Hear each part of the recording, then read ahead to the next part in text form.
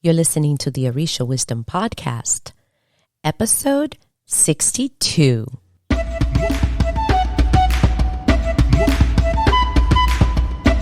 Welcome to the Orisha Wisdom Podcast, where positivity and spirituality create an enhanced life's journey with the wisdom of Ifa and Orisha. I am your host, Omileti Olubunmi.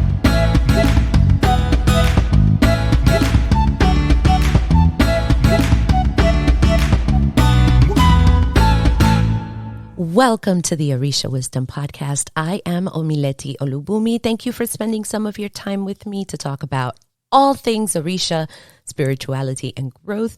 So, turn up the volume in your car. This is a good one. Put on your earbuds. Let's go on a walk.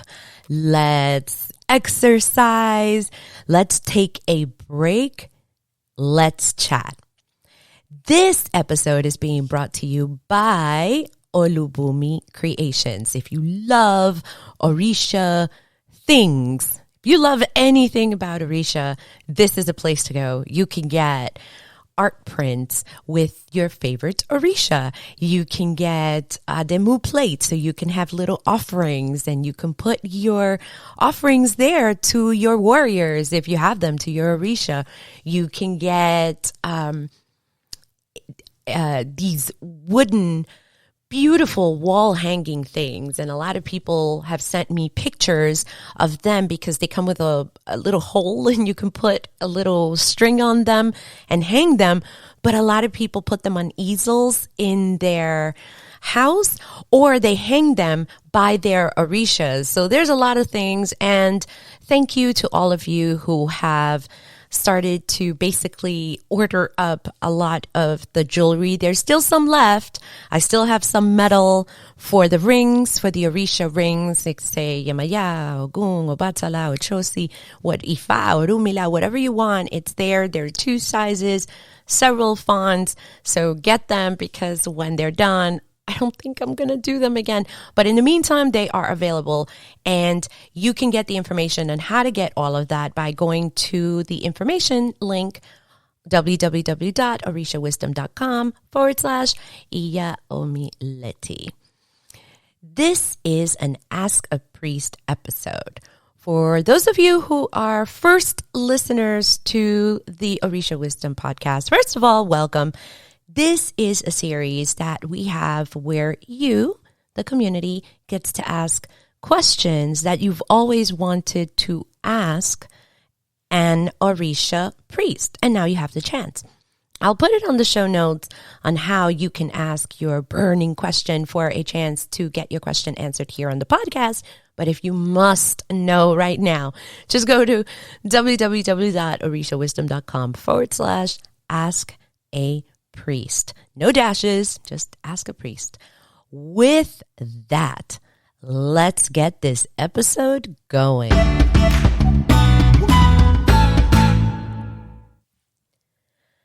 April asks, I like this question, by the way, so get ready, because we've talked about something like this, stuff like this, but the question hasn't been quite asked.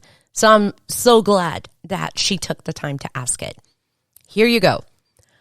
Why do people of the Orisha religion want to scam people in the name of God and their ancestors? Why do so many Africans want to scam other African Americans? Whoa. That was my first reaction because it's a direct question. Thank you so much, April, for asking this question. And I have to tell you, you're not the first one to ask.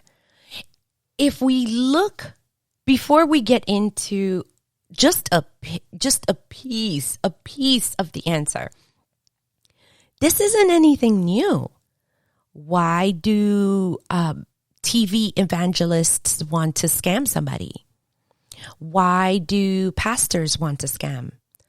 Why do gurus of whatever, yoga, spirituality, whatever, there are always scammers in every tradition. Just because this is Orisha based doesn't mean that it's exempt from the, possibility of scamming people. So let's just kind of see it that this is a human thing. It's a people thing. People are going to try to get over, and they're going to try to do whatever it is that they want to do. So don't just think that it's because an African wants to scam an African American. It's not just about African Americans. They'll scam anybody of any color, any race, any whatever. So it's not just that they want to scam other African Americans. And I don't think that there's any loyalty to the melanin in the person's skin on the other side. All right. Now, this is not going to be an exhaustive list, like a complete episode on this, because this can be expanded into who knows how many other reasons. That's the word that I was looking for. Couple of things. Back then, I don't even know how many years. Let's say, I'll say a good 30 years, 30 to 40 years ago. Let's just be safe. 40 to 50 years ago, it was just in the West, Lukumi, Voodoo, right? And Candomblé. Isheshe wasn't even a thing. That wasn't even a word that was used. People just knew it as traditional. And it was over there in Nigeria, the end. There was no, really, it was very rare, if that, if somebody went over there to get anything from there. And I'm just going to have to keep saying Nigerians so that I don't keep saying they, because there's a lot of they that I'm going to talk about.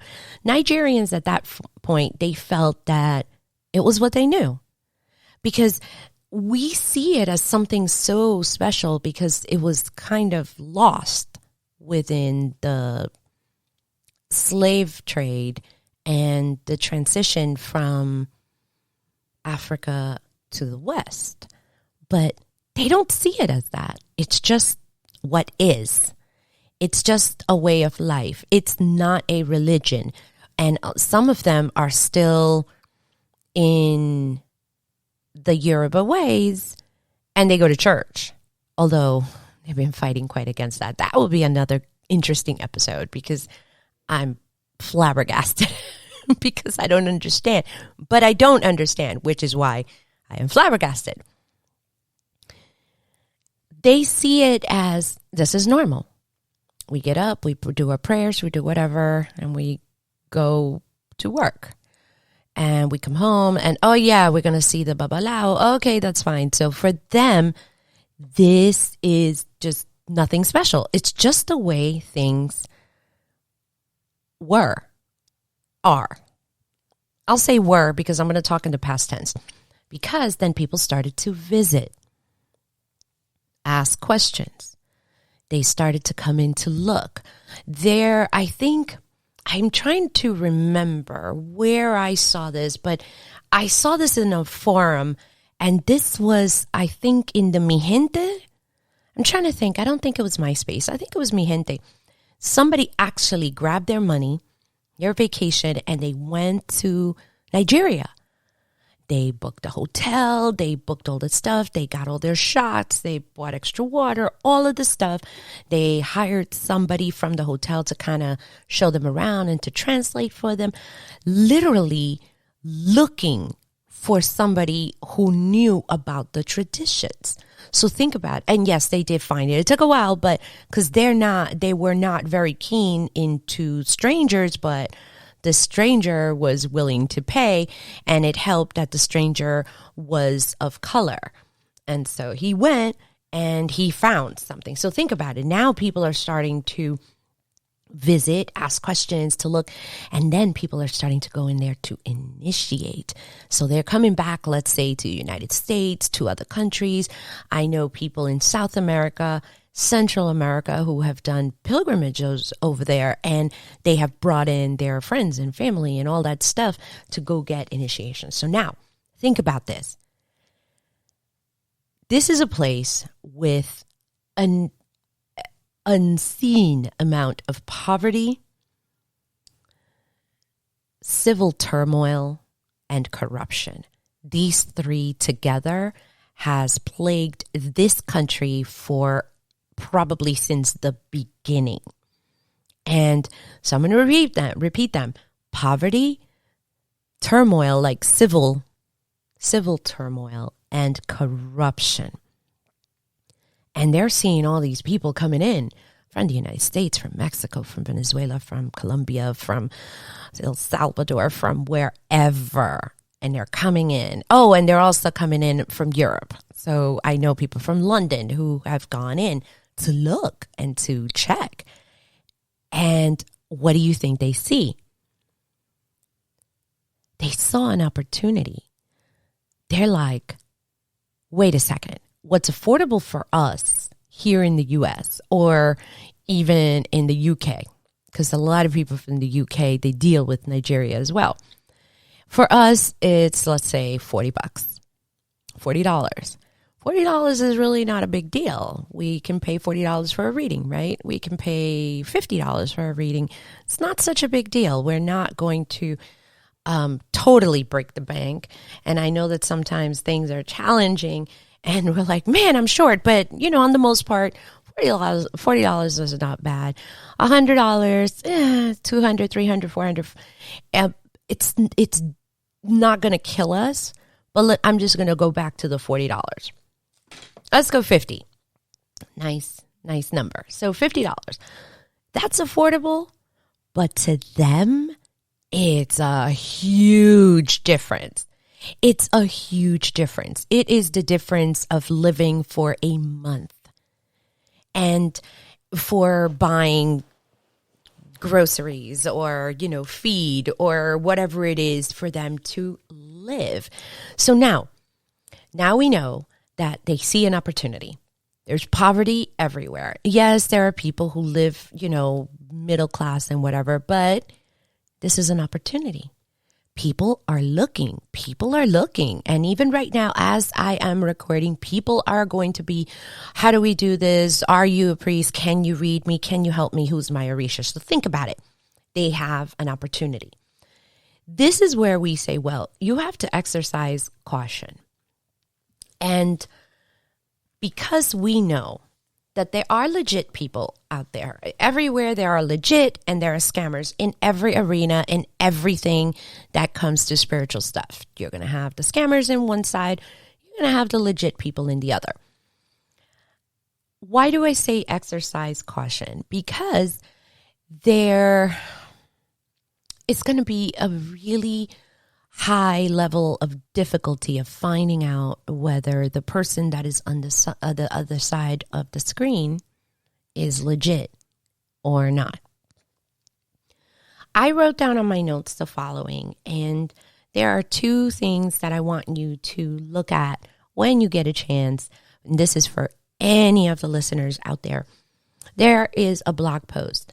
Out of anything that we have ever created, this post is the most visited page in the entire website of Orisha Wisdom. I will post it for you, and I have it here so that I can share it. If you really want to jump in and take a look while you're listening, it's orishawisdom.com/scammer-priests, and you go there. And it says how to recognize scammer priests online. Know before you jump. And you're in the right place because it's going to have like a danger sign. Somebody that's kind of hanging on, it was a good picture, like on a ledge, and there's a lion right below. And it says know before you jump. And this page was created, I think, out of frustration and anger, because we constantly tell people like, no, that's not right. That's probably a scam. No babalao ever should reach out to anyone else. That's not the way that it works. And we're trying to give the tools for people not to fall into the depths of scam world But they still do. They still do. They either didn't hear this message, like they have never visited us, or they don't believe that what we said it's true. We discuss this in our Orisha Wisdom Community Facebook page all the time. Scammers, scammers, scammers. And they're like, well, he looked legit. And we have spoken about this before. And I just want to remind you that when you are dealing with somebody that, one, has not been referred, two, you have not visited their home, or three, you don't have the capacity to go there, even if it is on a quick flight or even if it is a 10-hour drive. That's a problem because we really do not know what is going to happen across the screen. What they say, what they show, you don't know. And then if you're planning on initiating and growing, you don't know because you're going to have to keep going back. And a lot of people don't really think that aspect through. And for fun, I am going to include on the show notes a video that I made. And I made this video in haste. But I'm like, you know what? I'm about to show what happens. And people will message you. And it's like the moment that they reach out, I'm like, scam, scam, scam. So the video, if you are a subscriber to our YouTube channel, which is Omileti Olubunmi, that's great because you can go there and check out the videos that are there. If not, literally, this is the title of the YouTube video: How to Know If Someone is a Scammer Priest from Nigeria. I mean, it doesn't get any more just direct than that. And I'm going to make sure that I post the videos on the show notes so that you can see it and you can see how things happen. Here's the thing. Why do they do it? We can say, of course, this is an ethical issue. We can get very philosophical on this. Very philosophical on you should not do that in the name of the ancestors. You shame your ancestors. But we don't know at the other end whether this person will have enough to feed their family. And at that point is, I can't find a job. I don't know what to do. Or my friends have been able to do this. I want to be able to do this too so that I can make this type of money for myself and so that I can survive. We don't know the other half. Yes, it is an ethical issue. And we can go back and forth on this. Somebody told me very recently, let me see, I'm going to try to quote this. I don't care the emotional state of you, but you did this. And I thought about that. I said, yeah, you're right. I did do it. And again, the ethical thing. But would I have done it if this would have happened? No, I wouldn't have. So you have to kind of if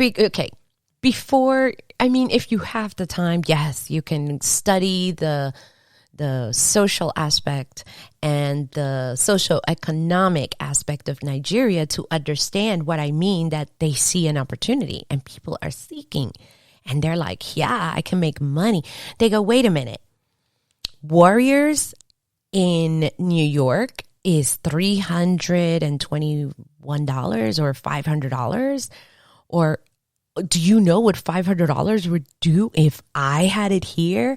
And it's like, oh my God, we would be able to fix up the house and get running water, or, whatever it is. It just opens up an interesting, window for them. And yeah, ethics are going to be questionable, but it may deal with survival of them and their family. So when I say exercise caution, I want to add another piece to that. Empathy plus caution. I'm empathetic. I really am. I'm empathetic to the plight that this country is having. I was born in Venezuela. Venezuela right now is, I don't even want to use the words that I'm thinking, but things over there are really, really, really, really, really, really bad. It's like people don't even come out with their phones because they're going to get stolen. People get, they can wind up at the end of a gun because they're trying to get whatever it is. People are eating out of trash cans. When I saw that, my heart absolutely broke. So if you live in a place like this and there is an opportunity, would you take it or would you starve? And I know you say, no, not me. Omileti, I would never do that. Really? You get put into that spot and you open up an opportunity, you might put your ethics to the side because you need to do what you need to do. And so knowing that they are putting their ethics to the side, some of them may have money. I don't know, but or not. And there are other scams that go. I was watching a show where Nigerians, they had this dating scam and they would befriend these women and these women would send them money. And when they would stop sending money, they would cut them off. And they had this really big list and it was like we don't know if this is now like that it's a whole organization of, tried this. And a lot of people who have dealt with scammers, they tell me that after they block them, let's say on Instagram, they'll message them from another, like, you can't hide from me. And they have like 20 other or 30 other profiles that they are messaging you. So when you are dealing with someone, yes, we're going to talk just about Nigerians. Empathy, you know where they're coming from, but caution, because you have to protect yourself. The advice, I'm going to keep it because we have covered this before. We may do it again to revisit it. Stick to local. There are Isheshe priests everywhere. No matter where you are, they are everywhere. In the United States, there are Lukumi, plenty of Lukumi, plenty of Isheshe. There are, I know in the UK as well, as in other countries, there are people. So if you are, let's say you're in the US, I'm sure it's going to be a lot better to hop on a flight or even a 10-hour ride. It's usually not that much, but I'm just saying, to go to get the help that you need locally. And that's going to make a big difference in the trust factor. And when you're dealing with somebody in Nigeria, if you really want to learn from them, you're going to have to keep going back and back and back and back and back. So is that what you want to do? Also, do you always want to question yourself whether this person's a scammer? Deal with someone locally. And I'm about to say this, but don't roll your eyes and don't just shut it off. You will find what you need when you're ready to receive what you need.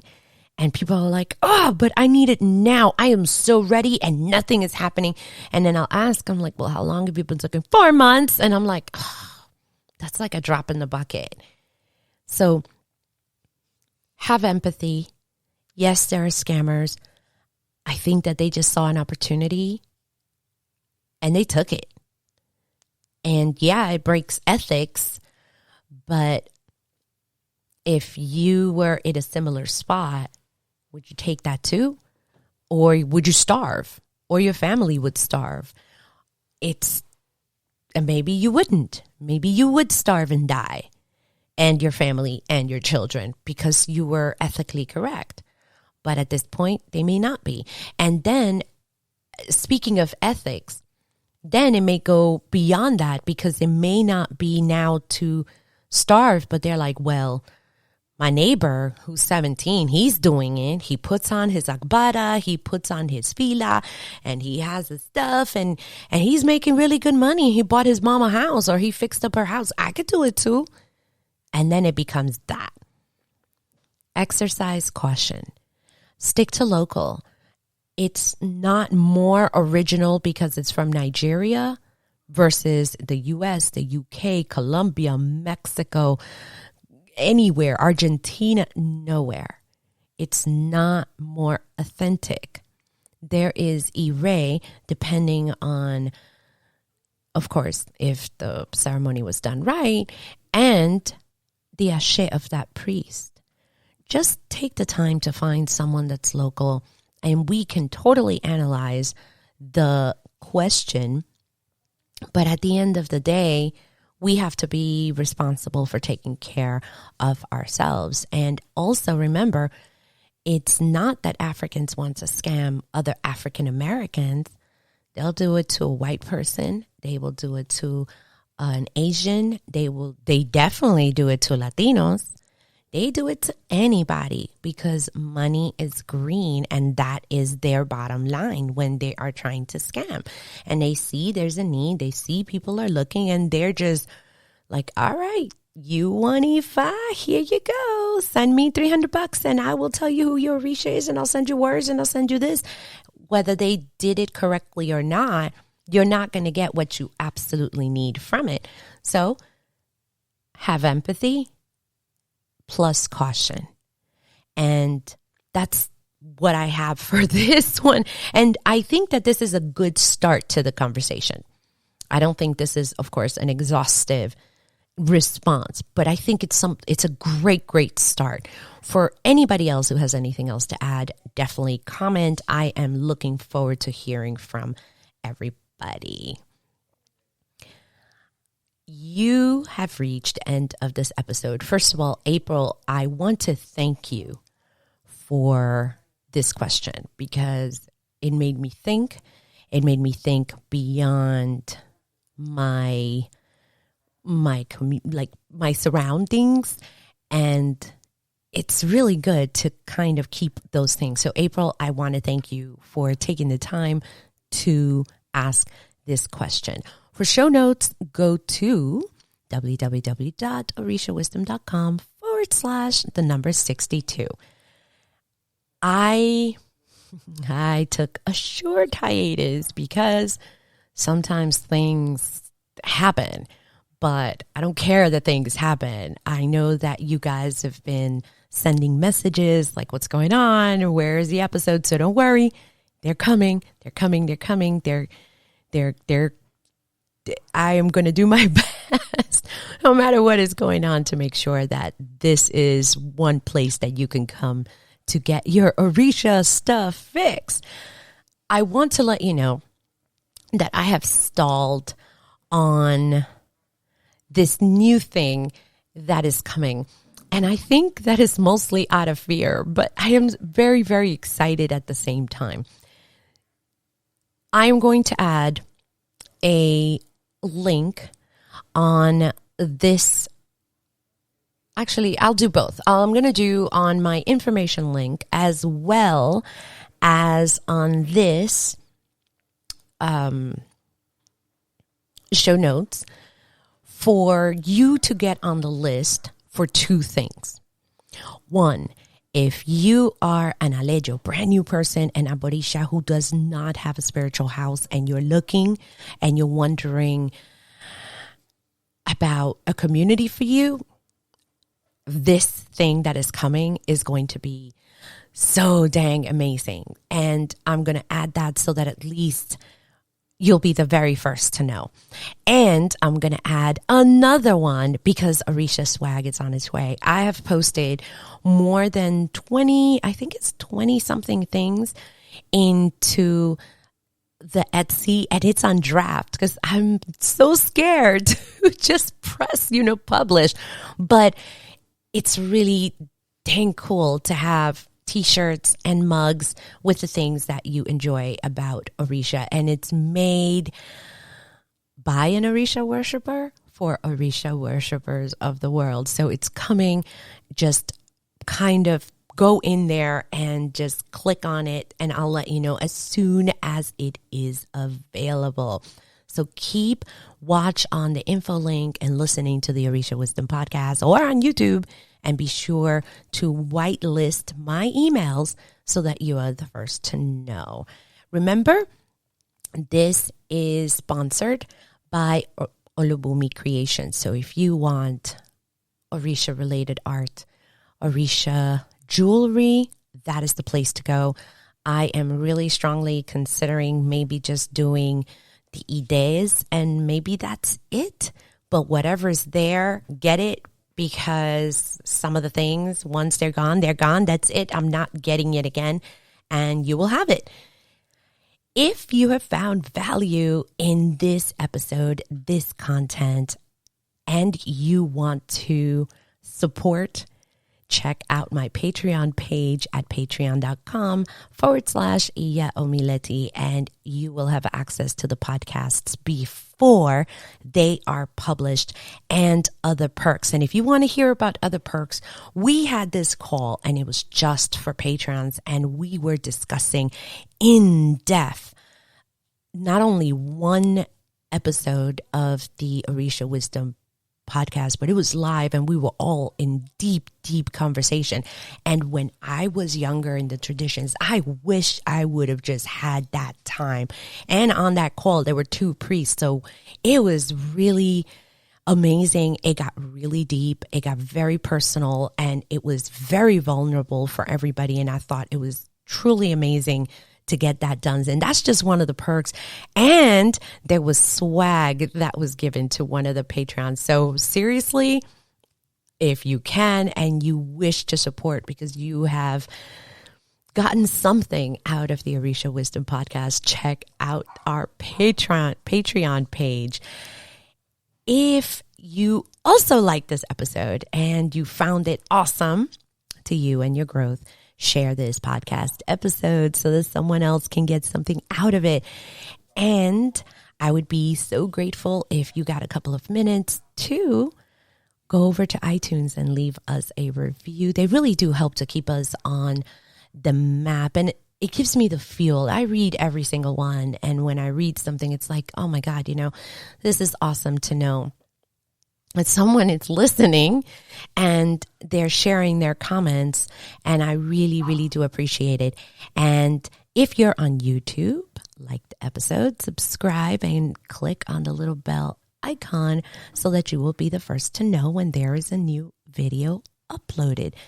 Stay tuned for the next couple of episodes where we're going to go, because I've seen an influx of questions on Ask a Priest coming in. So I'm like, dang it, I have to go in there and really start to answer some questions. So I can't wait. Until next time, may the elevated ancestors and all Orisha bless you immensely. Odabo. Thank you for listening to the Orisha Wisdom Podcast. Be sure to check out the show notes at orishawisdom.com/podcast. Can't get enough of Orisha Wisdom? Check us out at orishawisdom.com and subscribe to our community. Remember, the wisdom of Ifa and Orisha is all around us. Be blessed, and until next time.